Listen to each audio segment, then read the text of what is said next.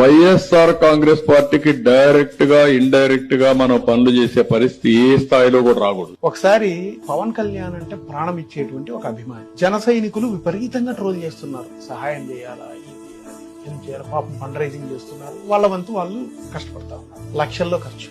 అది చూసిన వెంటనే కొన్నిసార్లు దృష్టికి తీసుకెళ్తాం, ఆయన దృష్టిలో పెట్టాలని. సార్ ఇలా ఉంది సార్ చెప్తే పార్టీలు అసలు ఆలోచనే తెలవదు. జెన్యూన్ వాళ్ళకి సహాయం చేయగలము చేసి వెంటనే చేశారు. మీకు ఇంకోటండి, బాలకృష్ణ గారి Basavatarakam hospital, cancer hospital bills చాలా పెండింగ్ ఉన్నాయి.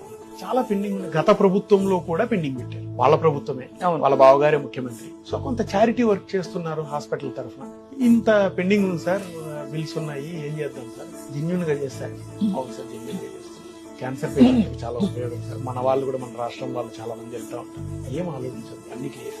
దాదాపు 4 కోట్ల పైన bills at a time clear అయ్యేప్పటికీ బాలకృష్ణ గారు కూడా ఈ felt very happy, personally called me and congratulated me. So అక్కడ పార్టీలు, అభిమానులు, ఇంకొకరు ఏంటి ఏం పట్టించుకోవాలి.